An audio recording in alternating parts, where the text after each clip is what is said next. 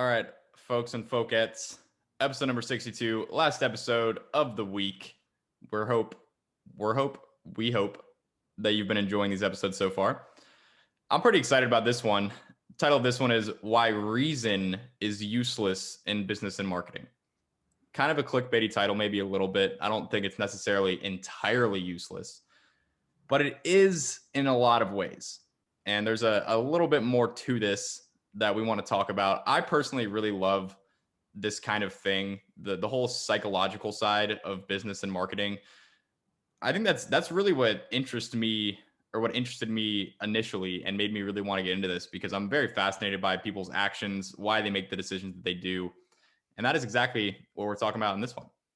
So the premise here, the kind of the leading premise, the thing you got to understand for all this to make sense, is that when someone makes a decision, and specifically a buying decision, that's kind of the context that we're talking about this in, someone buys something, they don't make that decision based off of all the facts and all the logical reasons. Instead, they tend to make the decision based on how they feel. And then afterwards, they'll go back and they will justify that decision with logic and with rationale and with things that actually make sense.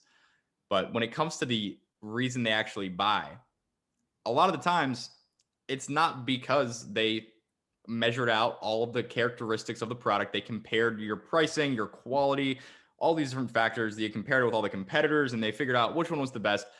Obviously, you guys know that's not how we make buying decisions. You buy stuff like kind of randomly sometimes, and maybe you don't even understand. I feel like a lot of times people don't even really understand it themselves, why they did it, but they still did it.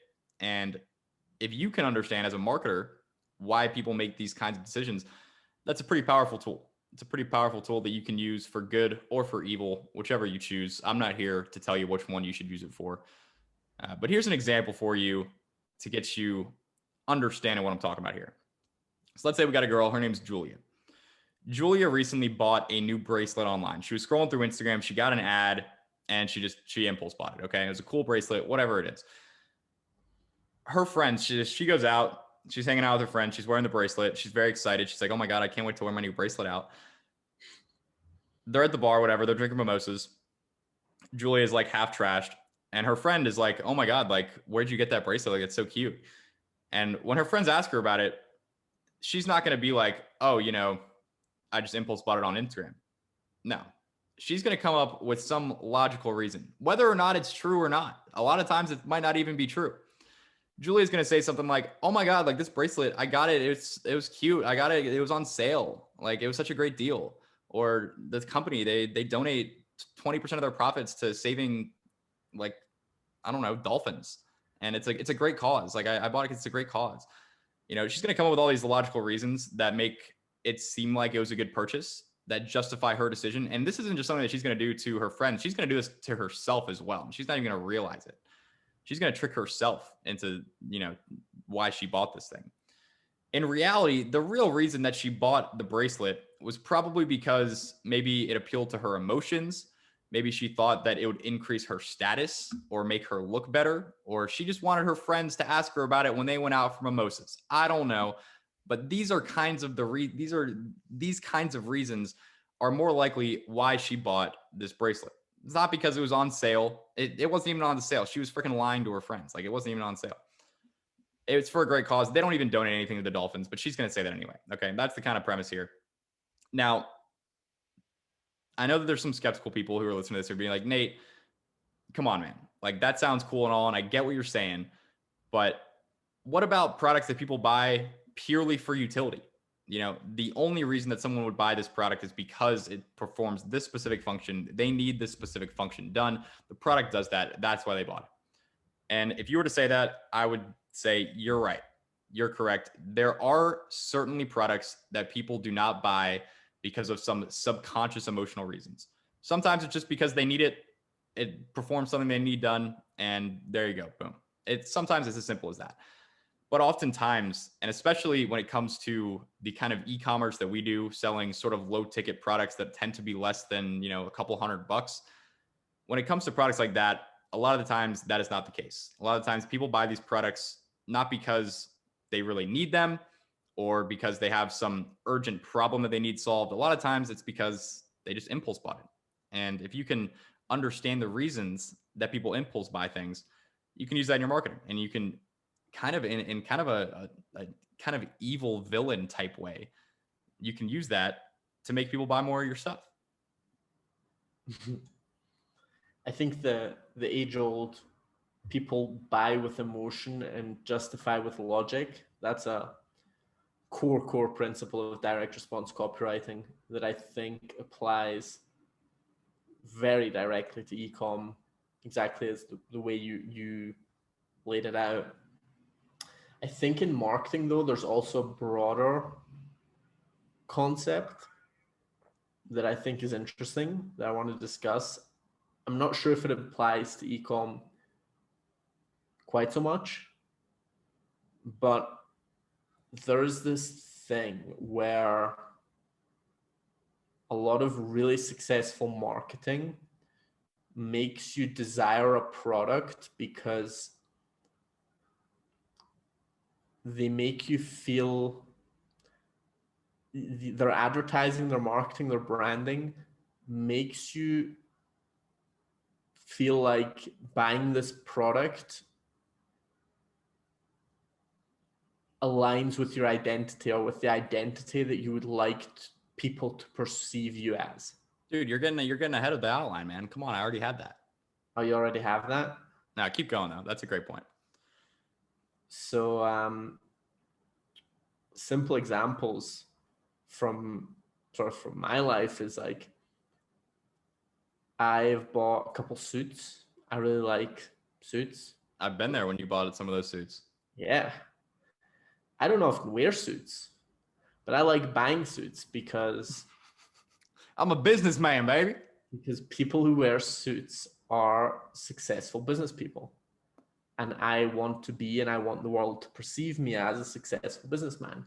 So buying a suit makes me feel really good. Wearing a Especially suit, when you're buying it in Thailand for 3 times less than it would cost anywhere else. yeah, but then they ship it in a box. Ship it in a comes all wrinkled. They ship it in an 8x8 box 3 months later. Besides the point, though,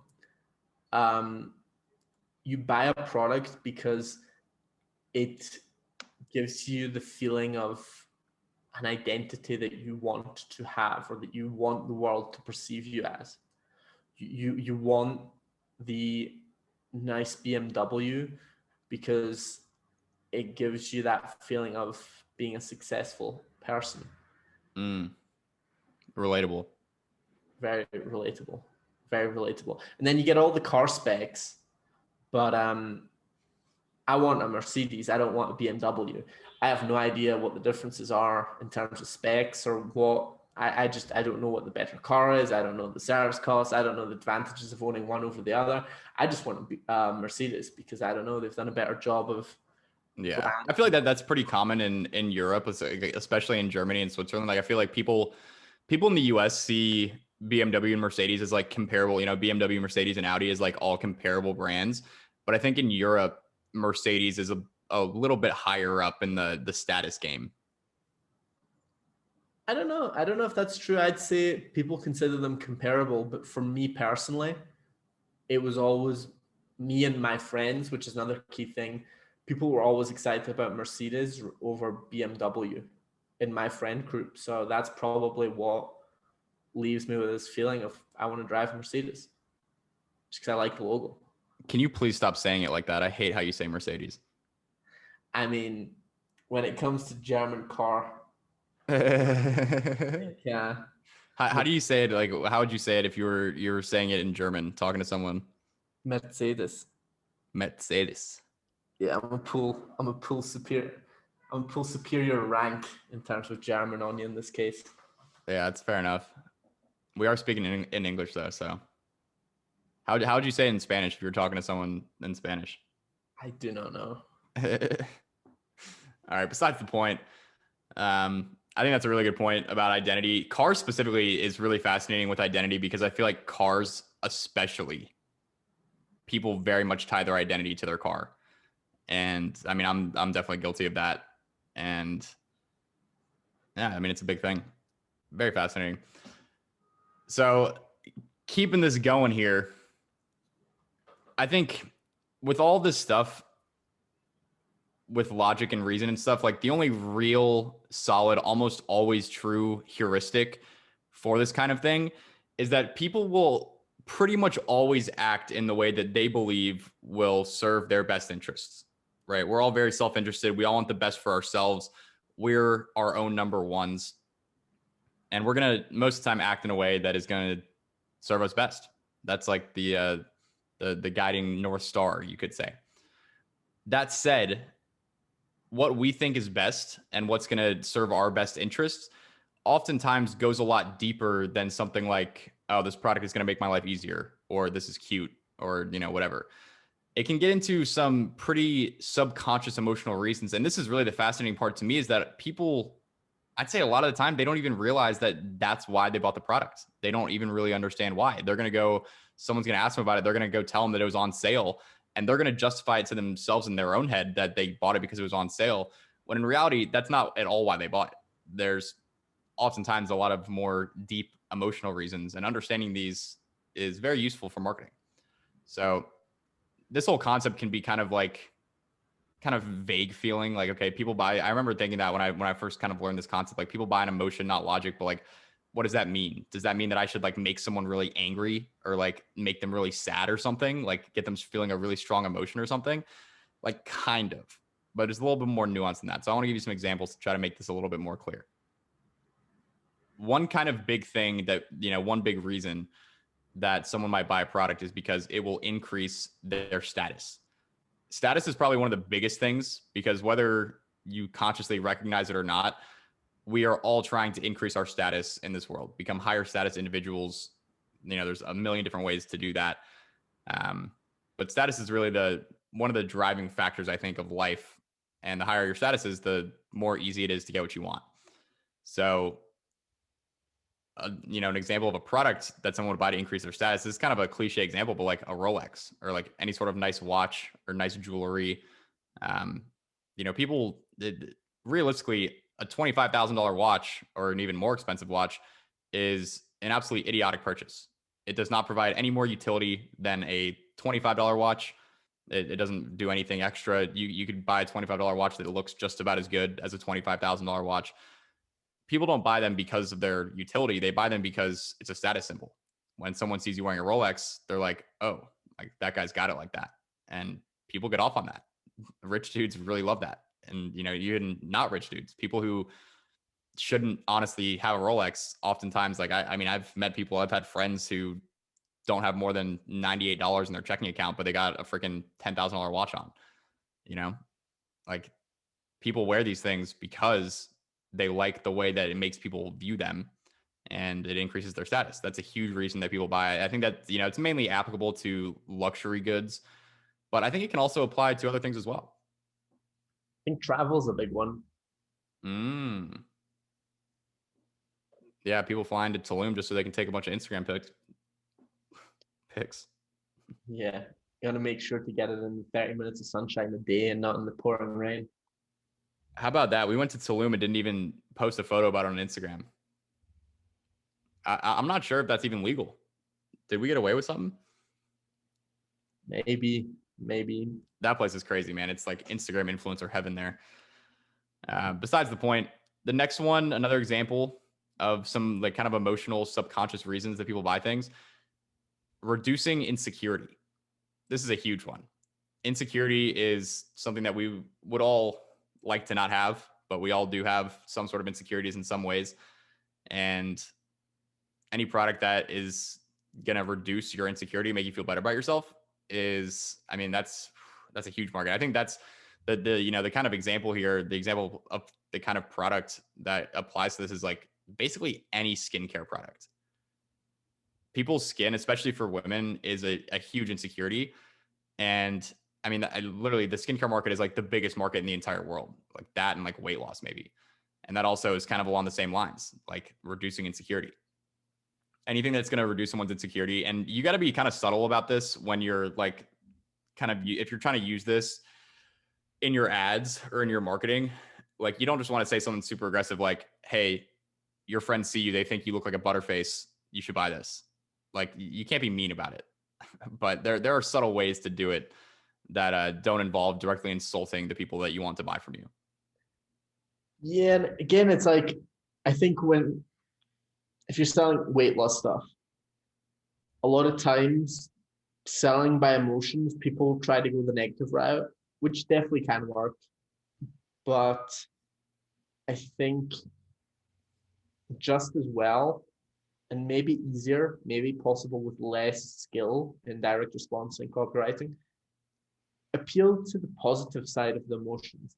Instead of being super negative about how fat you are, make an emotional appeal that allows a fat person to identify or align your product as a way that identifies them as someone who's working on themselves or that is working on their health. The way they want to be seen, and not seeing themselves as a negative blob of fat, but allow them to see themselves as some more positive identity that maybe they aspire to. Yeah, I think that's very good. I like a lot of these are kind of like negative emotions, but there's also a positive side of every one of those as well. And I think you gotta kind of figure out what works best for you. And yeah, that's something to test. And again, it's a lot of times it's more subtle. So if the negative approach is you're a fat blob of shit, and the positive approach is get 6-pack abs by summer, I don't think either of those are going to work as well as a more subtle approach of make them feel wherever they're starting, they're working towards a better themselves. They're working. But make it sound like it's not work, because no one likes to actually do any work. Yeah, that too. They want it quick, they want it easy, and they want it now. That's another pretty important marketing lesson. I think that's a slogan of the United States, isn't it? Quick, easy, now. Is that supposed to be like a slight at us Americans? What's the Swiss one? Like, we want to be neutral in wars and for no one to care about us? Like, come on. Yeah, pretty much. All right. Next one I have here. I guess this isn't as emotional. This is kind of more physical, but I think it kind of goes along the same lines. Reducing pain. And I mean, I guess this could be emotional, because it could be emotional pain. It could be, a lot of different kinds of pain, but I was just kind of thinking about it in terms of physical pain. For example, if someone's got bad knees, they got knee pain, a knee brace is a great example of a product that they might buy. They might want to buy. I mean, I've seen a lot of people, honestly, sell knee braces pretty successfully. That's a decent example. The identity one is the next one we have here in our outline, which Scotty kind of already touched on. Anything that is going to make someone, especially if it's in a way that they can show it off to other people, I think that's kind of a key part of it, because if no one sees it, then I don't know. I think it still can work, but it's not going to be as impactful.